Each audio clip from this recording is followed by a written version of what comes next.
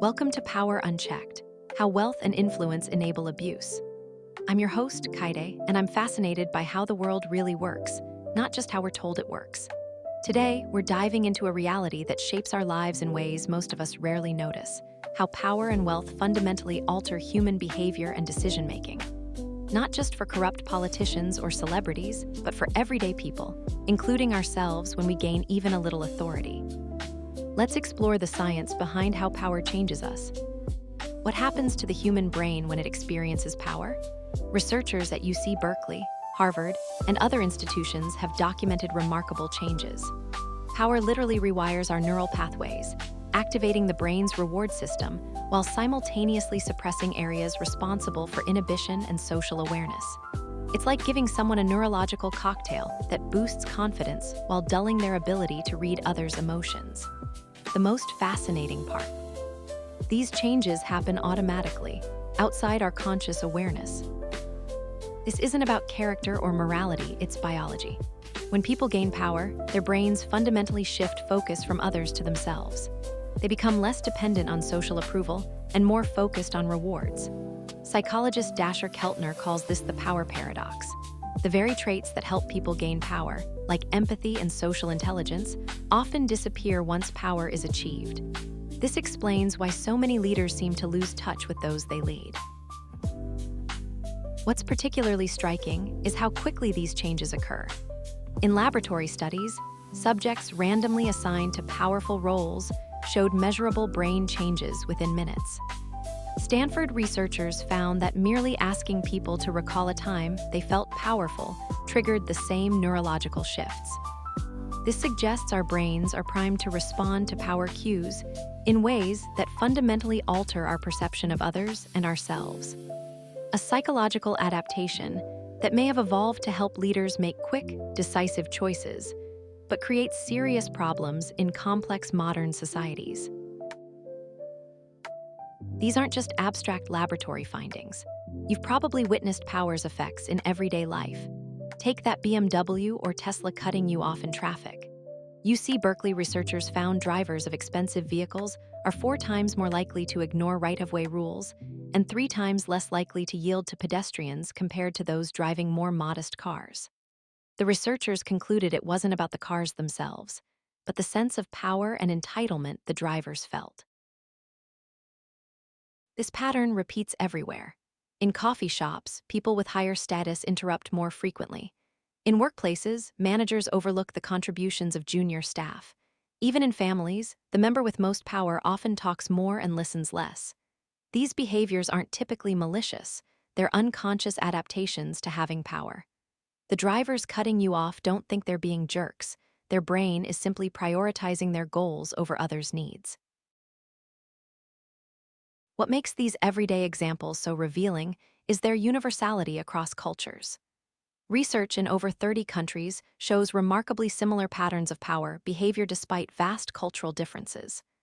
A study comparing executive behavior in Japan, Brazil, the United States, and Germany found nearly identical patterns of interruption, credit taking, and reduced listening among power holders. This cross-cultural consistency suggests these behaviors aren't learned social norms, but rather biological responses to power that transcend cultural training and conscious control. Perhaps most concerning is what power does to our capacity for empathy. Neuroimaging studies reveal power reduces activity in brain regions responsible for understanding others' perspectives and emotions.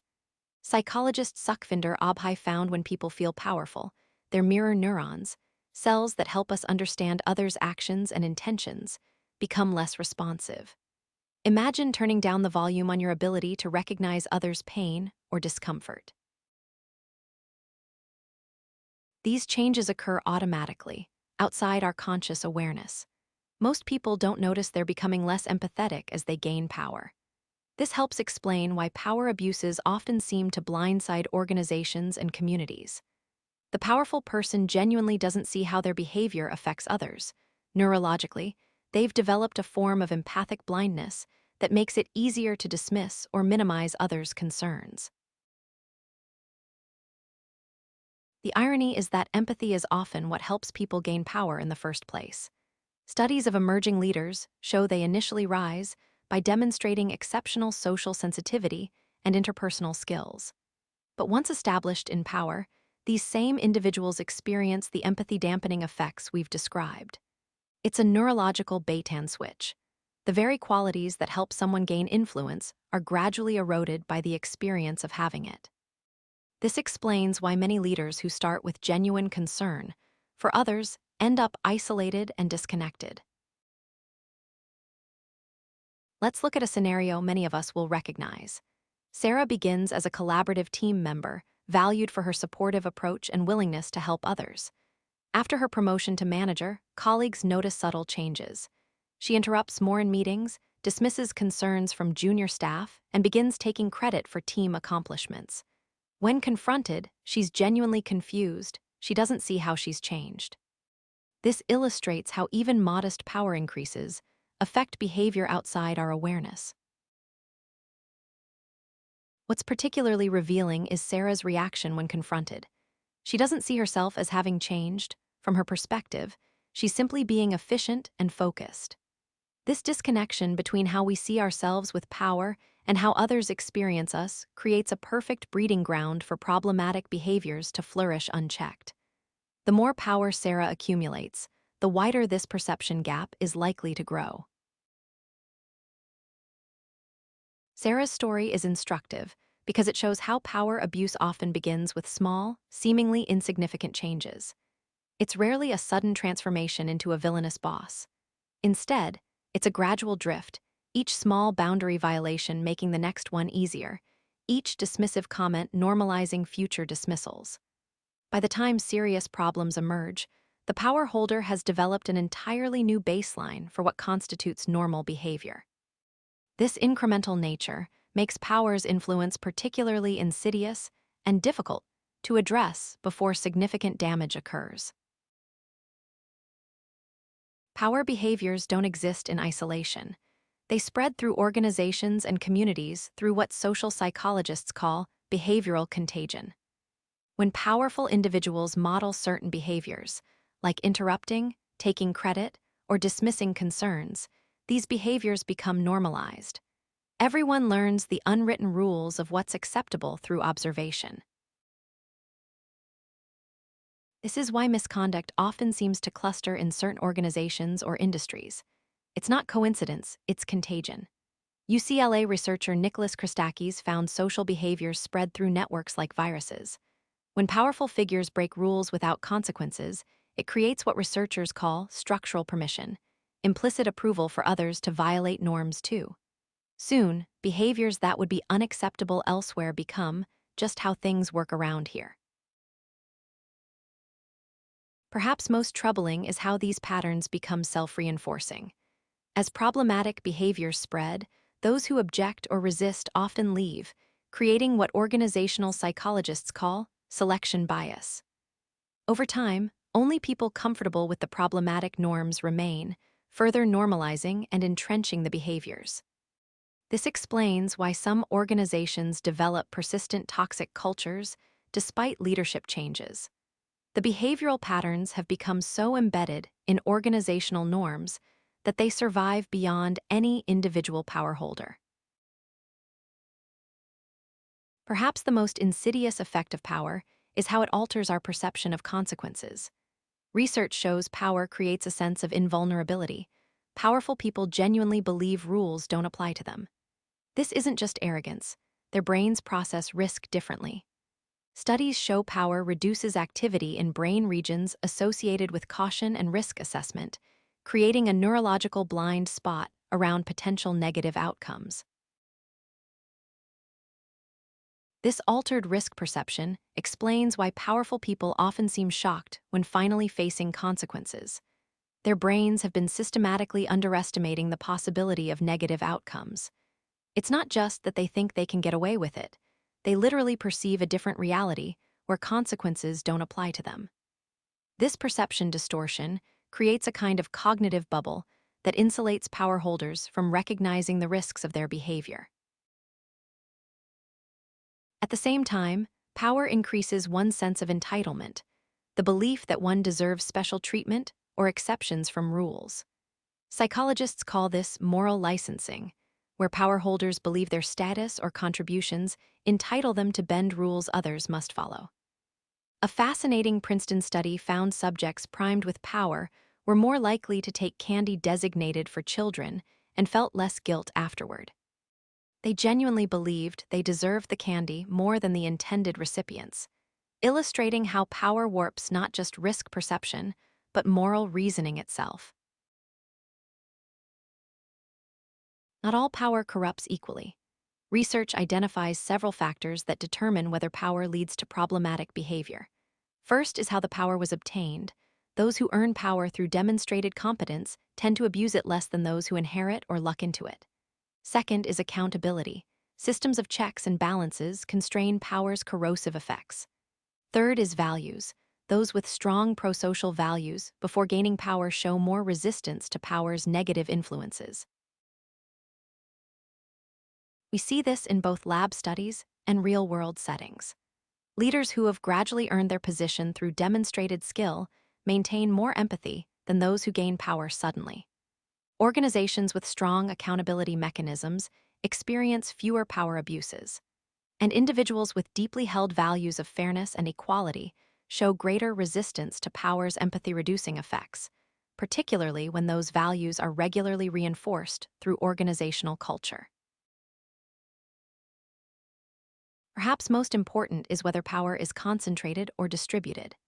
Anthropological research suggests human societies evolved with numerous mechanisms to prevent power concentration, from ridicule of arrogant leaders to collective decision-making processes. Modern organizations that distribute authority across multiple people show significantly lower rates of power abuse.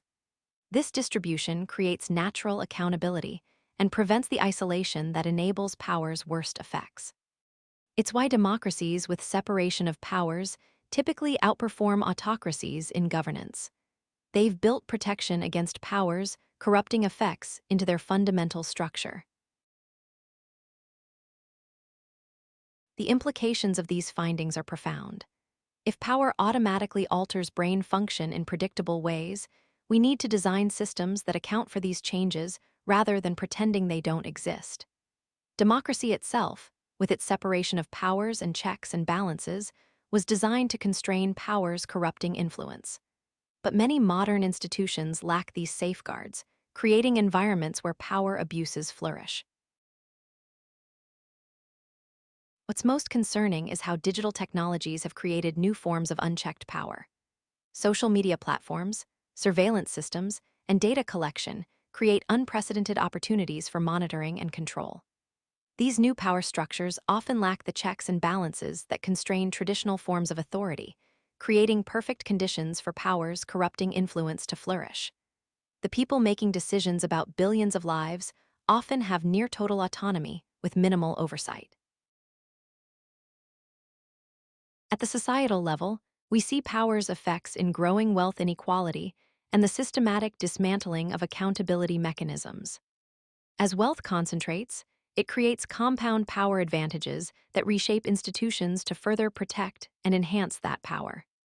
This creates self-reinforcing cycles where power protects itself, making intervention increasingly difficult. Understanding these dynamics is essential for designing systems that protect against power's inherent tendency to corrupt. Not because power holders are evil, but because their brains are literally being rewired in ways that make abuse more likely. Today, we've explored how power fundamentally alters human behavior through predictable neurological changes. These aren't character flaws, but automatic brain adaptations. Our neural circuitry responds to power by boosting reward sensitivity while dampening empathy and risk assessment. This helps explain why misconduct so often accompanies power, from small, everyday interactions to major institutional failures. The good news is that understanding these patterns gives us power to address them. By designing systems with appropriate checks and balances, rotating positions of authority, and creating transparency around power's effects, we can mitigate its most problematic influences. But first, we need to recognize that none of us is immune to power's effects on our brains and behavior. The most dangerous power is the kind we don't acknowledge or recognize. Perhaps most importantly, we need to stop viewing power abuse as simply a matter of bad apples with character flaws. The science shows that power creates predictable changes in almost everyone who experiences it. By focusing exclusively on individual wrongdoers rather than the systems that enable them, we miss opportunities for meaningful reform. Real change requires addressing both individual behavior and the institutional structures that fail to constrain power's corrupting influence. Next time, we'll explore why institutions so often shield powerful individuals from accountability, creating systems where misconduct continues unchecked. We'll examine how organizational priorities, misplaced loyalty, and confusing reporting structures create barriers to addressing power abuses. Thanks for listening to Power Unchecked. If you found this valuable, please subscribe and share with others who might benefit from understanding these dynamics. Until next time, I'm Kaede.